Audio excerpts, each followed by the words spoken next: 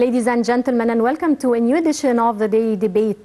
Today we will be talking about the second international conference that took place, that started or kicked off today in Brussels. The conference will focus on the Syrian crisis and supporting the Syrian people and the Syrian civilians affected by all what's taking place in Syria. But now we will go to this report and we'll be right back.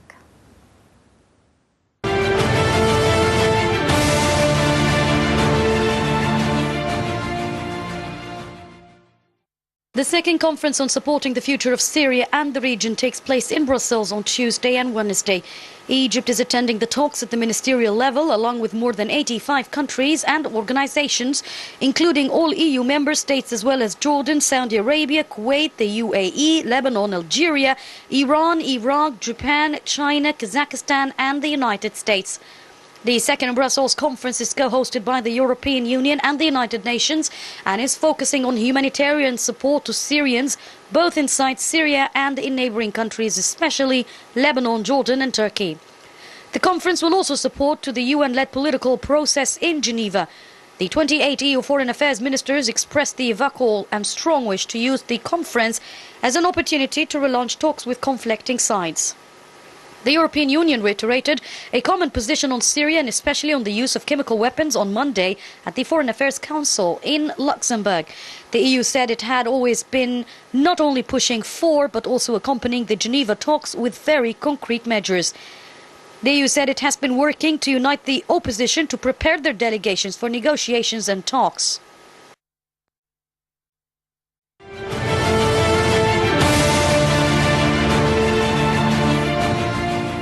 Welcome back, and we're joined over the phone by Ms. Sarah Kira, international relations expert. Good evening. Can you hear me? Ms. Sarah, can you hear me? Yes, I can hear you perfectly. Right. Now Egypt attends in Brussels the second international conference in support of the future in Syria and the region, organized by the European Union and the United Nations. What's the importance of this two-day conference in supporting the Syrian crisis and finding a peaceful solution to the Syrian situation?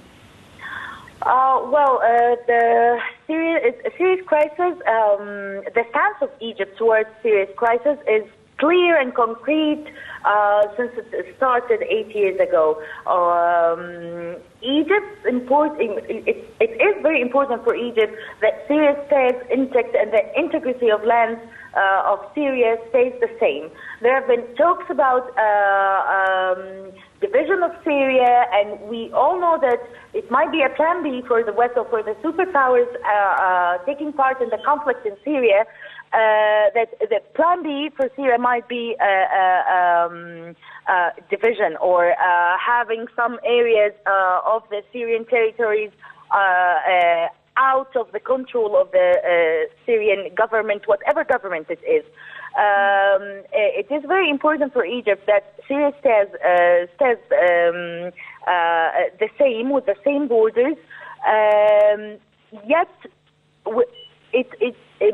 the future of Syria in regards of politics and government is in the hands of the Syrian people, and that's when Egypt hears that it's an internal affair of Syria to choose their government, to choose their president and everything. Yet, right. Go ahead. What are the most urgent topics, in your opinion, that would be discussed in this two-day conference?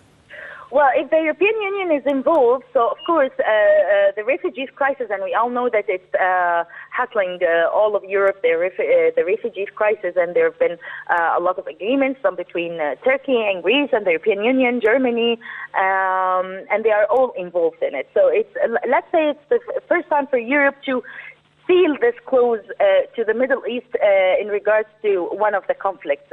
Usually they are not that affected, but the Syria crisis has affected Europe so much in regards of the refugee crisis, and that file particularly. So I think that will be tackled by the European Union, and from the Arab side or from the Egyptian side, it's a must for us that, for us and for the region, that Syria stays intact and the integrity of the territories of Syria. And Egypt has repeated that over and over in all the international conference regarding the security of the region and the future of Syria. Right. As the situation on the ground in Syria is actually deteriorating, how can the conference attendees help finding solutions to face the humanitarian crisis on the ground in Syria? I don't think the situation is deteriorating at all. We all know the superpowers, the regional and the superpowers involved in the conflict of Syria, and it's obvious to the whole world that the conflict of interest between superpowers and regional powers in Syria. The reason why I don't think it's deteriorating because Syria, as a nation, not as a government, is gaining its control back on border lines, and we all know that in international, one of the basics of having a state or of recognizing a state is to have control on their borders. So gaining control by the Syrian, the Arab Syrian army over the borders is also a must.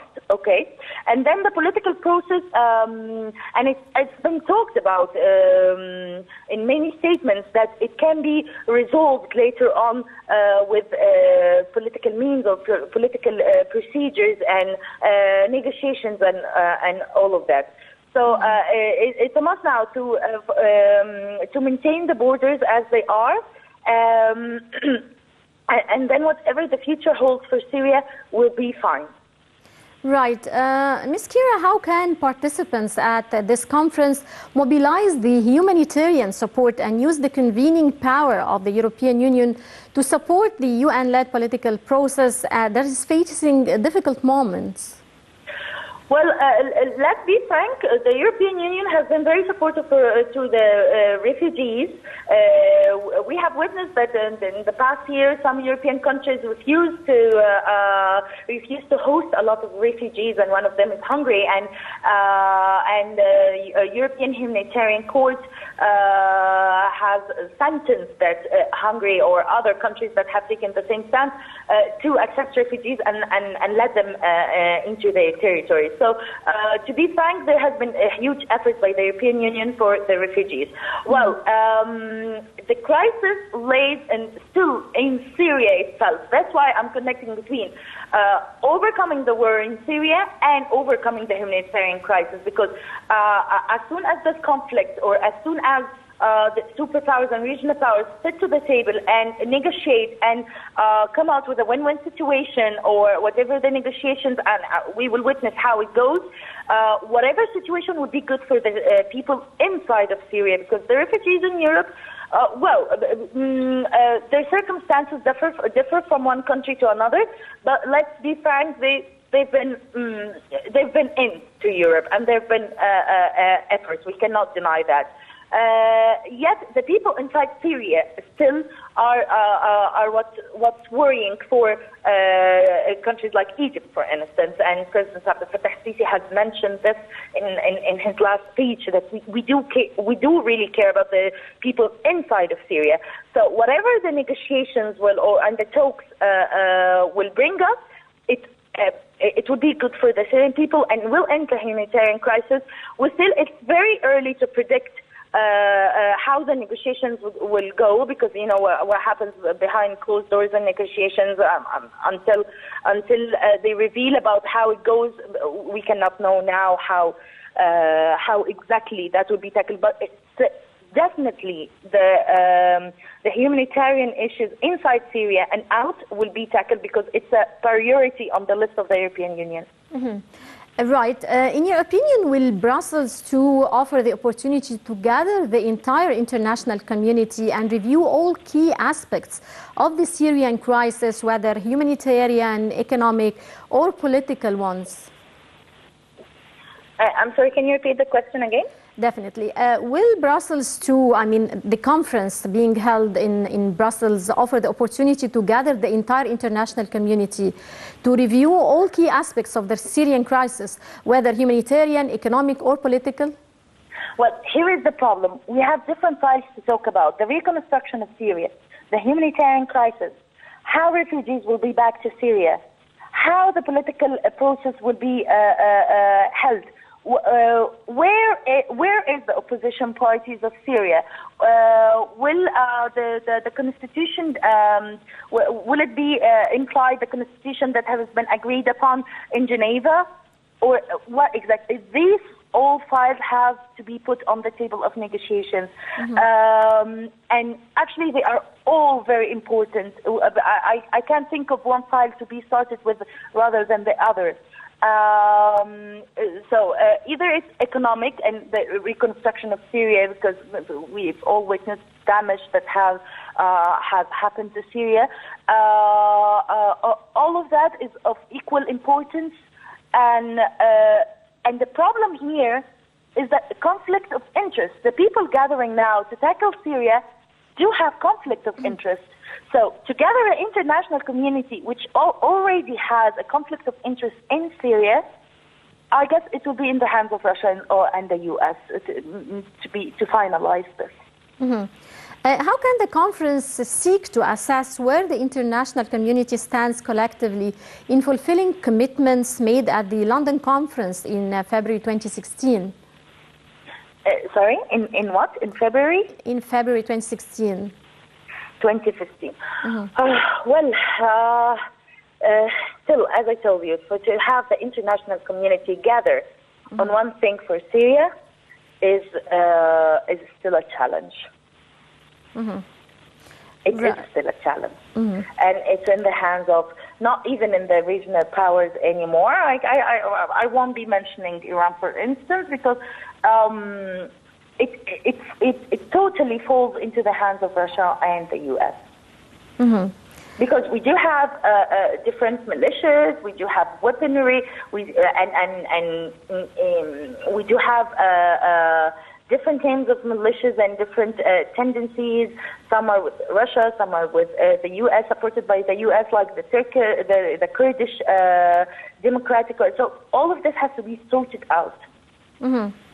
Right. I would like to move on also to the refugees issue. Speaking on the refugee crisis, there is a massive problem across the region of Syrians without legal status or right documents who can't access aid or safety, education or jobs in the countries where they are staying at.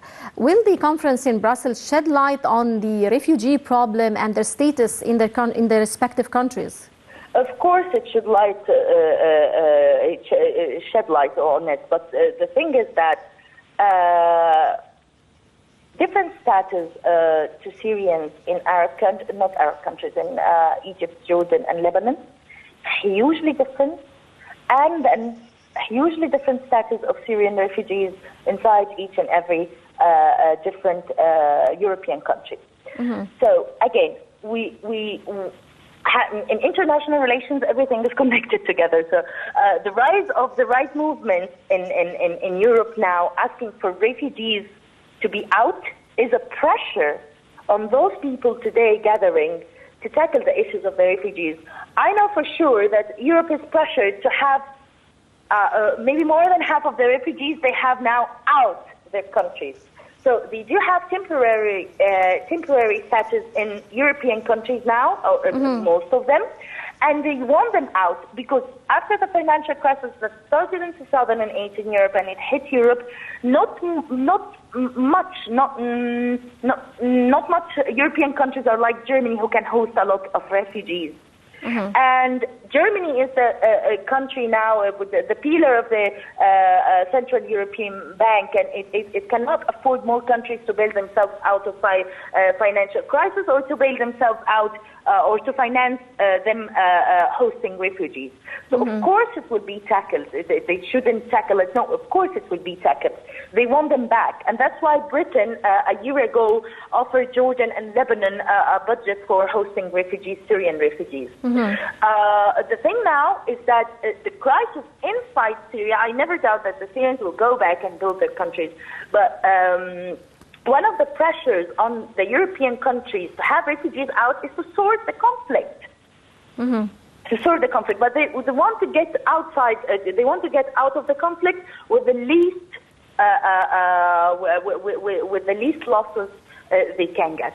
One of the main themes of the, let's say, the West in general, if we have two blocks now, is to end the government of Bashar al-Assad. This doesn't seem like happening now, okay? So we have different opinions and very, very extreme opinions in different, inside Europe. Some are saying we have to accept the fact that Assad is there, and others are saying, no, the strikes against the government and the military in Syria are a must because we're not getting out of that proxy war or conflict or whatever with a loss.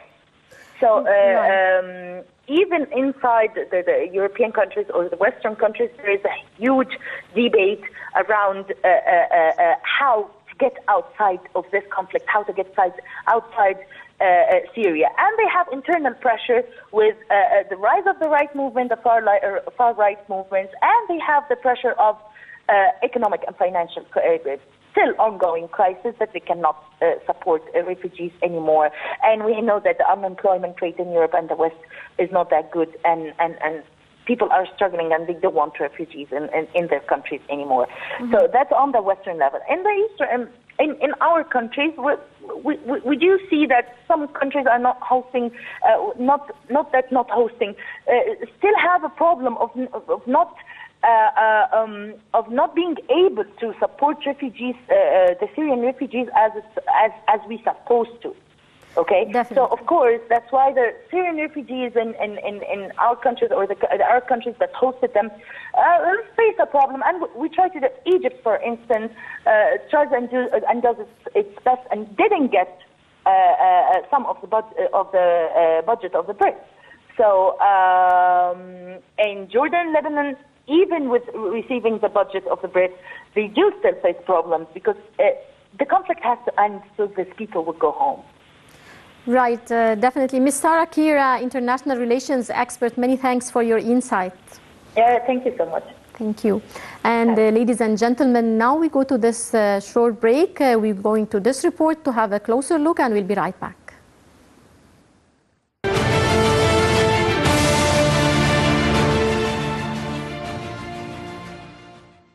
The consequences of the use of explosives weapons in populated areas around Syria are devastating. Physical rehabilitation, mental health and socio-economic needs among Syrians are vast. In fact, humanitarian mine actors should be granted access to Syria to conduct activities that will allow communities to live in safety and dignity. The Syrian government had continued efforts to destroy the 2 remaining chemical weapon production facilities in the country. Destruction of those facilities was expected to be complete within 2 to 3 months from the start date and would be verified by the Organization for the Prohibition of Chemical Weapons.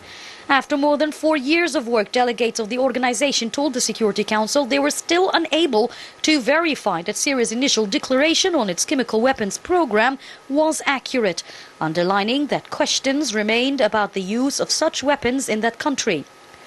Thomas Macrocam, director of the Deputy to the High Representative for Disarmament Affairs, said discussions between the OPCW Technical Secretariat and the Syrian government were continuing, although they had not led to the resolution of any of the remaining issues regarding the completeness and accuracy of Syria's initial declaration.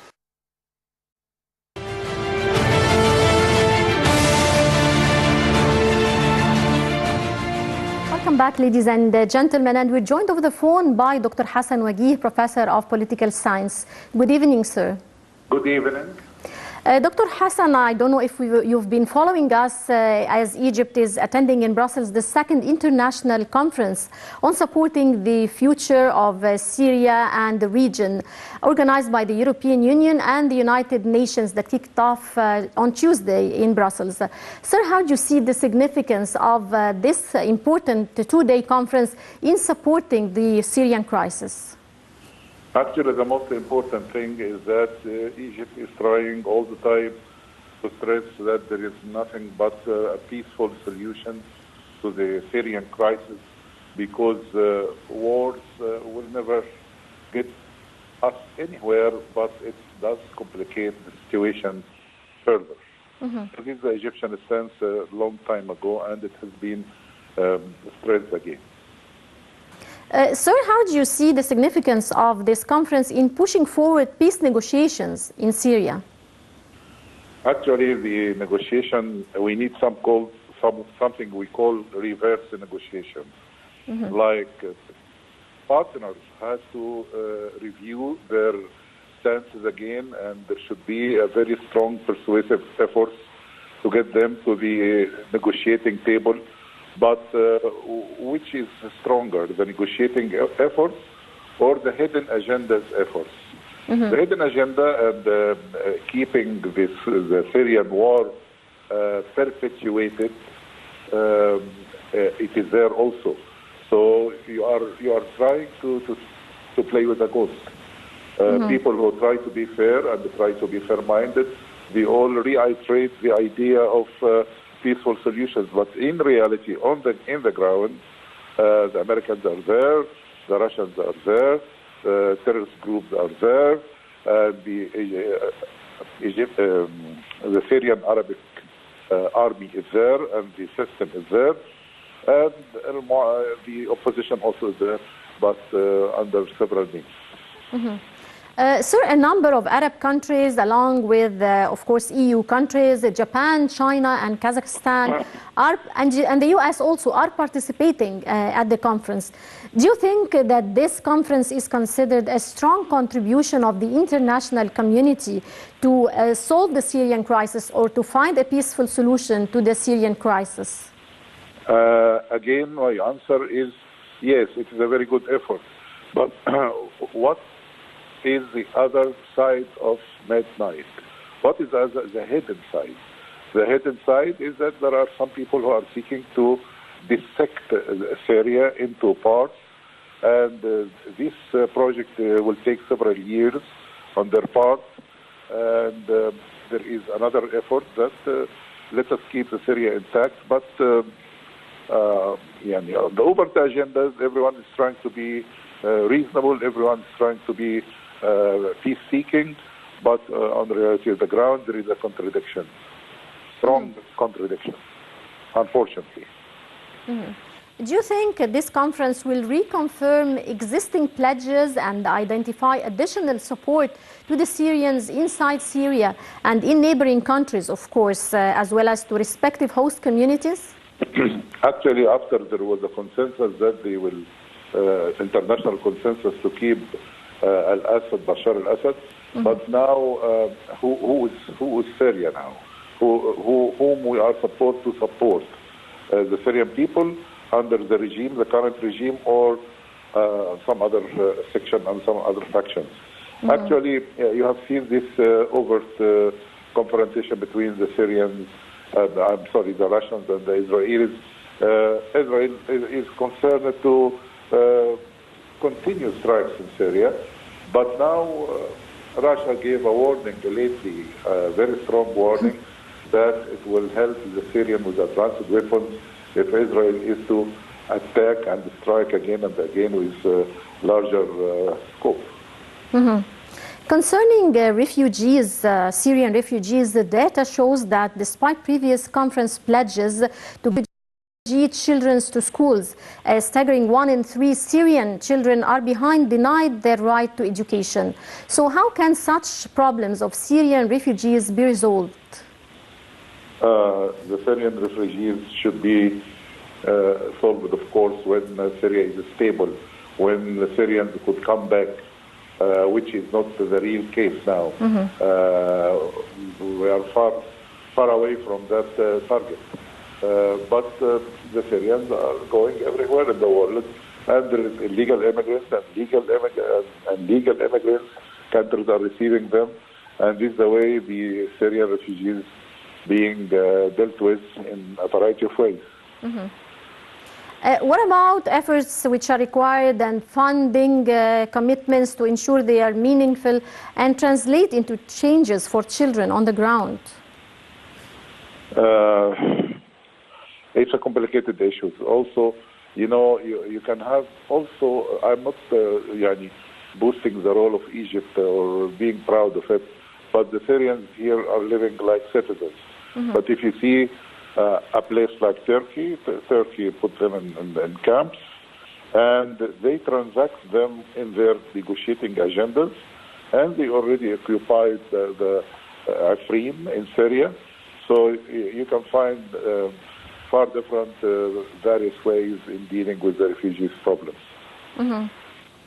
The first Brussels conference in April 2017 managed to raise $6 billion in funding to support humanitarian and support to the Syrians and stabilization and development activities in Syria and the region. How do you think we can raise more funds to the Syrian people, and how will this conference help in raising more funds? I think this is a continuous effort by all the international community and by individual countries, and I think this is very scattered efforts too, because where you put the money, in the camps. You know, like Turkey wants some money to handle it its own way, or you should give it to some UN institutions like UNRWA or other institutions. I mean, it is different. So the raising funds could be an effort that many people can exert and maybe succeed in that. But in what way and how this money goes to the deserved people in Syria? This is still a problem. Mm-hmm. How can donors and governments take the opportunity to bring a change for the millions of vulnerable Syrians in their war-torn country and in the region by following through on previous commitments to protect displaced people? Actually, this is also a very thorny and complicated question, and I don't know what is the real answer for it. Mm-hmm. Humanitarian agencies report how access to aid has been systematically compromised and denied by the warring parties inside Syria. So what do you think is the way out for humanitarian organizations to help the Syrian people? The way out is to raise the slogan seriously, give peace a chance. If the contending parts or the conflicting parts agree among themselves on a minimum of agenda, I think this could facilitate the job. But since we have all these diversified agendas and the unresolved, there is no identification ground actually that could help us in that direction. So the whole thing will be business as usual, unfortunately. Right, Dr. Hassan Wagih, Professor of Political Science, many thanks for your insights, sir. You are most welcome. Bye. Ladies and gentlemen, now we go to this short break and we'll be right back.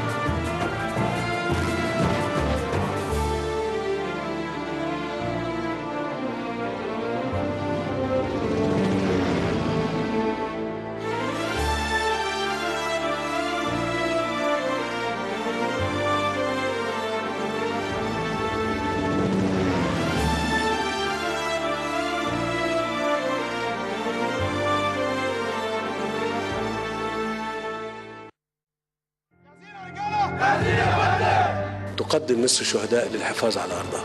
كل يوم بيسقط من الجيش ومن الشرطة شهداء كي تحيا مصر. حنفي بعون الله طول ما احنا فينا الروح يا بلدنا في لبنان ومعانا فين ما نروح. فابني مش خسارة فيكم، مش خسارة في مصر. طول ما احنا فينا الروح يا بلدنا في لبنان ومعانا فين ما نروح. كنت بتمنى يكون عمره أطول ويفادي مصر أكتر. أنا ببكي بكاء الفراق. اللي راسك فوق زي السماء عالية. كان لازم أقبل رأس أم الشهيد وأقبل يد أم الشهيد بالنيابة عنكم كلكم. قدمت أغلى ما عندها. يا بلادي يا بلادي تعالينا يا بلادي نفديك يا بلادي وتعيش يا بلادي. مفيش حد يقدر يهزم أمة بتتعامل بقيم أخلاقية شريفة في وقت عز فيه الشر. يا بلادي بالعزم والإصرار لنا رب ينصرنا. ابني فخر ليكم وانتوا كلكم فخر لمصر. طول ما احنا فينا الروح يا بلدنا في اللبنان ومعانا فين ما نروح. تحيا مصر. إن رسالة الإسلام قد أرسل قواعد التعايش السلمي بين مختلف الأديان والأعراق. هذا الدين مرتبط بالأديان السماوية برباط عضوي لا ينفصل. الإنسان الشرقي بطبيعته متدين يحب الدين لأنه يعمق الصلة الشخصية بينه وبين الله. في الوجود اللي احنا فيه كله مش لوحدينا ومش ممكن هنبقى لوحدينا. إن مشيئة الله قضت أن يخلق الناس مختلفين حتى في بصمات أصابعهم. يقول القرآن: ولو شاء ربك لجعل الناس أمة واحدة ولا يزالون مختلفين. وحرية العقيدة مكفولة في القرآن بنص صريح. واحنا أوصياء على عقول بعض، على اختيارات بعض. في الدين بالذات لا بقى. لا إكراه في الدين، لا إكراه في الدين. حرية الإنسان وحرية الإيمان والاعتقاد تقف عند حدود حريات الآخرين. المسلم الذي يؤذي أهل الكتاب تبرأ الله ورسوله منه في الدنيا والآخرة. يا ترى في مدارسنا وفي معاهدنا وفي كلياتنا بنعلم احترام الآخر؟ لا يمكن أن يكون ثم سلام بين الشعوب ما دام لا يكون ثم سلام بين الأديان. نحن رجال الدين علينا مسؤولية كبيرة. كل واحد فينا هيتحاسب لوحده وهيتسأل لوحده.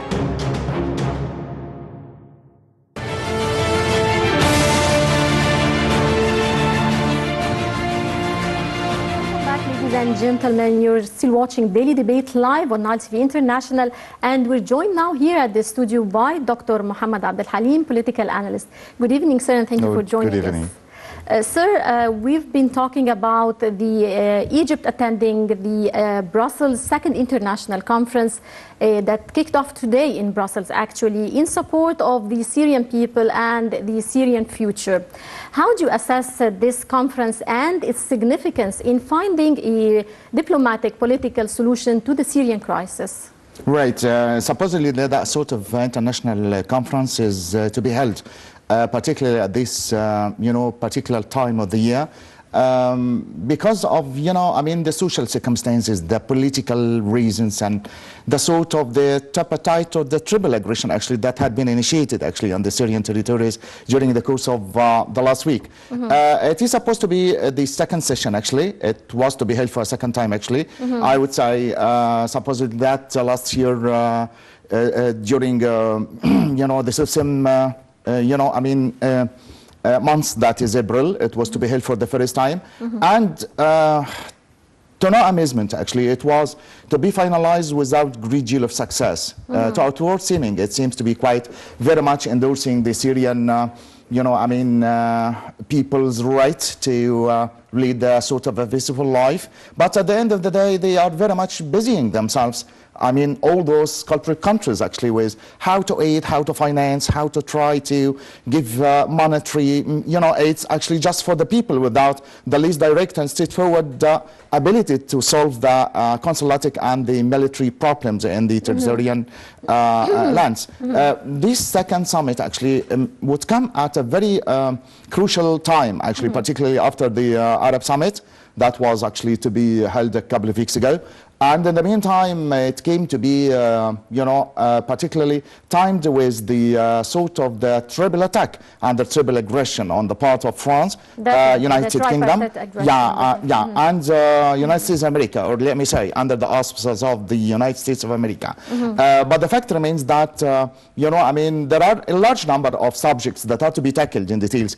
Perhaps the first of which is the rights of the refugees, actually, to try to lead a peaceful sort of life, particularly when they are to be forced, actually, to leave their own lands, at short notice. الغوطة الشرقية, as much as the sudden devastating attack on Doma, under the sort of repression, actually, a large number of, youngsters, women, elderly people are forced, actually, to leave their own homelands, and they are to be called now and entitled as refugees. Now then, that sort of conference, international conference, I would say, is very much important insofar as it is going to discuss today, I think, and tomorrow, perhaps, in its own second day. Two-day conference. Yeah. It is, right. And in the meantime, their own medical treatments, as much as the rights of all those people to be educated, actually, in a land which is not theirs. And here lies one problematic issue, which is, it would abide a large number of international countries, including Egypt as well. Qatar, Kuwait, Saudi Arabia, Bahrain, and all these Arab countries, including the United Nations countries as well. But to my own amazement, actually, without the existence of a Syrian side, the governmental representative actually seems to be quite missing for quite a long period of time, not only at this international conference, but also in Geneva 2 and Geneva 3. And there is a little, consummation of opinion that they would like to finalize the whole, problematic and consulatic issues in Syria by peaceful means.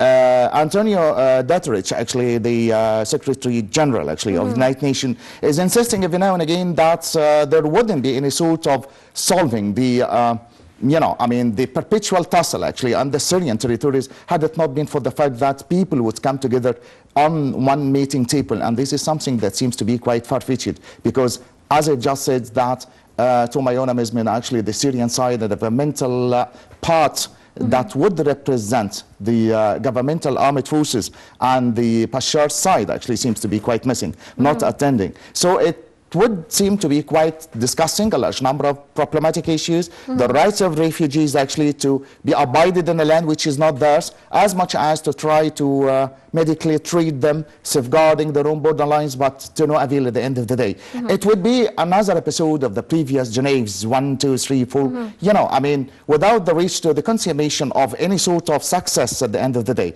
I'm not very much pessimistic about that sort of thing, but, to outward seeming, Antonio Guterres, as much as, the Mistura, actually the envoy on the part of the UN, would actually tend to say that we are passing through a sort of a Cold War, a sort of a Cold War that would, slightly be prolonged for quite a long period of time, I would say.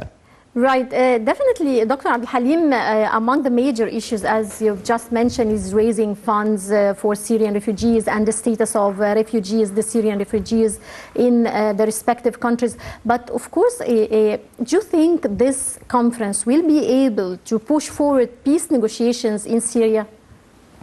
I am not very much endorsing the fact that a 2 days conference actually will be able actually to finalize, a sort of a very prolonged and very protracted sort of war that lasted for about 7 years ago. The problem in Syria is the fact that you can really find the 3 major forces that are very much struggling with each other, each of which would claim part of Syria for its own property, actually. We have got the opposition party as being represented and aided by the American, forces, as much as another part that is very much helped by the Russian counterpart, in much the same way that you can really find a third party that is interfering every now and again, just by way of not establishing the Kurdish state. And this is one of the most problematic issues, despite the fact that Antonio Guterres actually would represent his own total endorsement for the Turkish side and the Turkish government actually to safeguard their own border lines, but actually on peaceful means. And this to me actually would seem to be quite very much enigmatic. For how comes it that the Turkish troops would try to invade a part of the Syrian territories, actually. Including, the northern part of it, without a large number of kills, a large number of those injured figures. The sort of the allegation, the sort of the claim that had been propagated during the course of the last week on the part of the American administration seems to be far from being true. And so far as, you can really, it's highly ironic, I would say, that all these chemical weapons and all these mass destructive weapons would select and reject just, those youngsters and those elderly people without actually reaching to the Islamic troops and those militants actually that are very much opposing the existence of Bashar al-Assad in his own seat. So it seems to be quite very much channeled and very much planned. I would really say that the selection of the timing of the sort of the tribal aggression on the part of all these preconceived countries, actually, on Syria, on Douma, on Al-Ghouta al-Sharqiyya, actually, was on the night, on the verge of the Arab Summit last week. Definitely. It was one of the messages. It was one night before the Arab Summit. Yes, absolutely. I would say so. So it was one clear testimony and one straightforward message. There was a link of the timing between the Arab Summit and having this strike, tripartite aggression, and I call it aggression, one night before the Arab Summit? Yes, said the word you meant it. This is quite true. It was one of the clear messages and straightforward and direct notification on the part of Donald Trump, actually, to the Arab world, that no matter how unified you will seem to be, actually, no matter how your own negotiations towards the process of unifying all your own forces just by way of getting, at the end of the day, one unified Arab force, it would seem to be quite to no avail that we would have our own map of the road, the sort of the destined map that had been planned before, that is instead of the very much, big Middle East, they are, planning for a sort of a new Middle East, based on the visions, actually, based on the sort of, a land that is very much devastated into the inside of itself by sects and creeds, by Sunni, by Shia, by all these, ideological as much as political creeds, actually. So much so that at the end of the day, you find that this is another way of propagating a sort of a war, which is internationally called and entitled as a proxy war, in which the sort of the thing and the target will be finalized from within, not from without, by consummating a sort of infrastructure devastation that would occur, actually, on a distance. And this is what happened, actually. They could really enforce and push both United Kingdom as much as, France towards the consummation of one challenging target at the end of the day, which devastating the infrastructure and the headquarters of Bashar al-Assad, actually. So, they have got something in common with each other. That is one finalized target at the end of the day that is putting an end, actually, for the regime of Bashar al-Assad in one respect, but actually I would say that they would prolong his own existence in his own seat, just by way of consummating and finalizing the sort of the map of the route that they are aiming at. Right. As you've just mentioned, sir, the tripartite aggression was just one day before the Arab Summit. So how far was this tackled at the summit? And did you think that they reached any resolutions or any solutions, or did they reach any consensus at the summit concerning the crisis in Syria? Still, the enigmatic situation is very much puzzling. And so far as I would say that the Russian side is very much insisting every now and again that there should be a sort of an inspection, and this is a very much fake scenario on the part of the American administration. They would go actually to the further extreme opinion, the fact that those countries that are very much forced actually to get into that sort of tripartite aggression or triple aggression, that they are forced to do so at short notice, actually, including all other European countries, even those who would endorse and would give their own final sort of appraisal, actually, for the sort of the master stroke or that sort of attack. That's why I would really,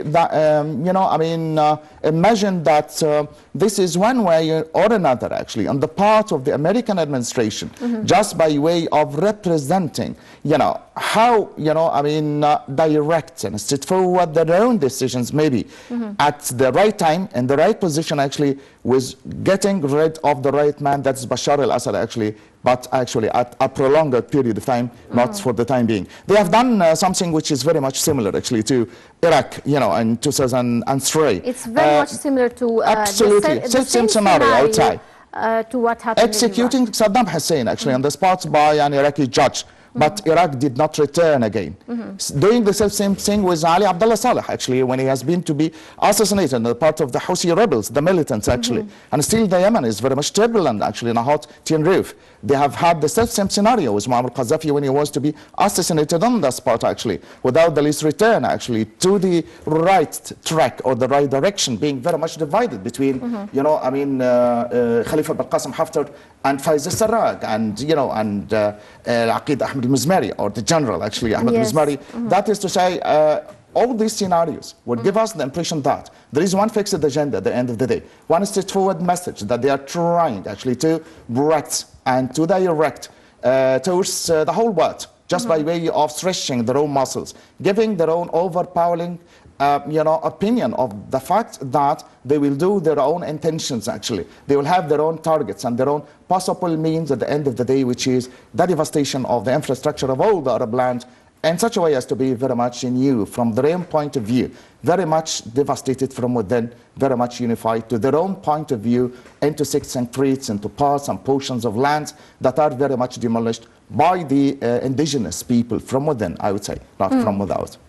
Right. If I move on to the humanitarian situation of the Syrian people, now humanitarian agencies are reporting that access to aid agencies has been denied by the warring factions inside Syria. So what's your take on that? Well, this is quite true. The fact that Human Rights Watch and as much as all other you know, humanitarian and humane organizations are trying to stretch their own aids and their own medical resources as much as doctors, medicines and medications, but they are to be denied every now and again. And this is one of the worst solutions. This is one of the worst contingencies, I would say. The fact that this is the case that it would seem to be quite propagated by the American administration. They would strike the war, they would devastate the infrastructure, kill a large number of people, as much as, you know, I mean, demolition, a large number of injured figures, and fear, just by way of trying to rebuild the whole situation, to try to medicate them on another time. As much as the very much famous scenario on the part of the American administration, which is, you know, I mean, the reconstruction of the Syrian lands, it will be reconstructed again. It would be rebuilt again, but by the hands and the monetary system, actually, by the fortunes and the wealth of the Syrian people, by their own drops of blood. This is a sort of a very much notoriously known scenario on the part of the Americans. They've had the same thing in Iraq, you know, I mean, since 15 years ago, that they are, you know, I mean, draining the Iraqi oil, actually, just by of reconstructing Iraq again from within.